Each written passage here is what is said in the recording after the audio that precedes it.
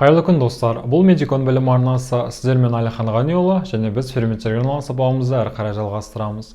Өткен сабақтарда естеріңізде болса, ферменттердің бір қасиеті олар белсенділігі реттелетін катализаторлар деп айтқан болатынбыз. Бүгін сол фермент белсенділігінің реттелуі, яғни фермент белсенділігіне әсер ететін факторлар жайлы әңгіме қозғайтын боламыз. Олар бізде жалпы 4 факторды ажыратады. Олар бірінші фермент белсенділігіне температураның әсері, екінші фермент белсенділігіне орта pH мәнінің әсері, үшінші ол субстраттың концентрациясы, және төртінші ол фермент мөлшері, немесе фермент саны деп айтсақ болады. Әрі қарай біз осы әрбір 4 әсердің әрқайсысына жеке-жеке тоқталып, олардың әсер етелуінің графикалық сызбаларын келтіретін боламыз. Бірінші бізде температураның әсері. Температураның әсері ферменттердің әрбір ферменттің өзінің әсер ететін қолайлы температурасы болады. Бірақ көпшілік фермент үшін ол белгілі бір градусқа тең, ол 37-38 градус осы фермент үшін ең қолайлы температура болып табылады. Және осы температура кезінде ол өзінің максималды белсенділігін көрсетеді. Осы температураға дейін әрбір температура артқан сайын ферменттің белсенділігі де арта түседі. Жасыл сызықпен біз қазір ферменттің белсенділігін сипаттаймыз. Яғни температура әрдайым артқан сайын, мысалы 10 градустағы белсенділігіне қарағанда 20 градуста ол әлде қайда белсенді болады деген сөз. Әрі қарай өзінің қолайлы температурасынан кейін ферменттің белсенділігі енді жайлап төмендей бастайды. Бұған бірден бір әсер ететін жағдай ол белок денатурациясы. Естеріңізде болса, белок 42 градустан бастап және одан жоғары денатурацияға ұшырайтын, яғни құрылымы бұзылатын. Ал ферменттер бізде как раз ол табиғаты белоктық құрылымдар болып келетін заттар. Сол себепті әрі қарай неғұрлым температура артқан сайын олардың белсенділігі де соғұрлым төмендей береді. Бұл бізде фермент белсенділігіне температураның әсері болды. Енді екінші әсер. Фермент белсенділігіне орта pH-ның әсері туралы айтайық. Әрбір фермент үшін өзінің белсенетін pH мәні болады. Яғни дәл сол орта pH мәнінде ферменттер өздерінің ең белсенді әсерлерін көрсетеді, ал одан ауытқыған, яғни қысылды жаққа немесе сілкілі жаққа жылжыған орталарда олар белсенділігі сразу төмендеп кетеді. Оны графикалық түрде келтірсек болады. Мынау pH мәні болсын, мынау ферменттердің белсенділігі болсын. Мысалы, алайық пепсин. Асқазан сөлінің құрамында болатын фермент, асқорыту ферменті. Оның қолайлы pH мәні ол 2-ге тең екен. pH 2 мәнінде ол ең максималды өзінің белсенділігін көрсетеді. Яғни төмендеп барады, одан кейін сразу ауытқан кезде оның белсенділігі де төмендейді. Дәл осы 2 кезінде ол өзінің максималды белсенділігін көрсетеді. Екінші бір фермент алайық. Трипсин.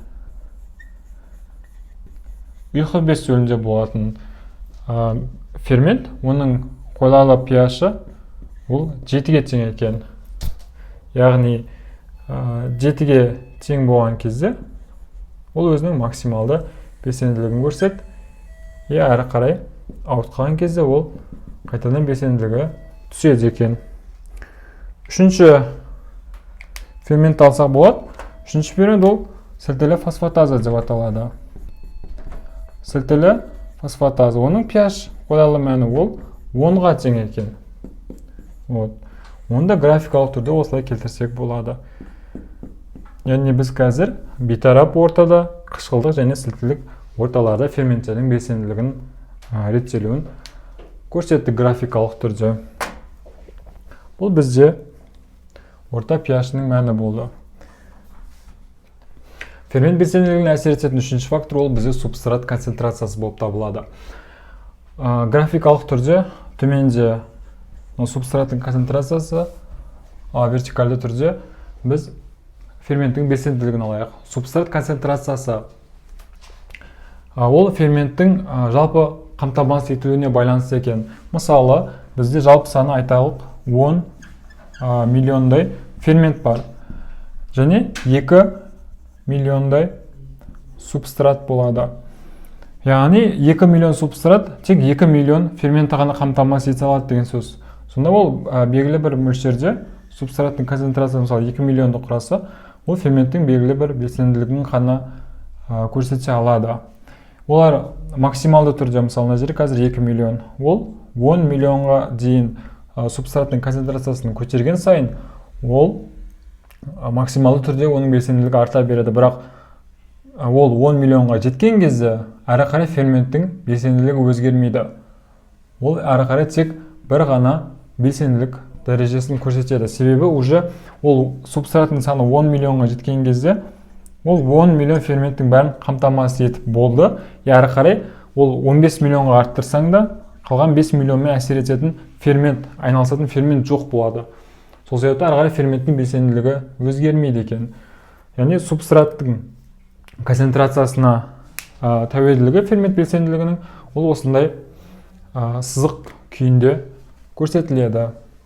Яғни оның белгілі бір шектік мөлшері бар. Ол шектік мөлшер фермент санымен тікелей байланысты болады. Енді төртінші фермент санының, яғни субстрат жеткілікті немесе артық мөлшерде болғанда фермент санының өзгерісі ол қалай әсер етеді?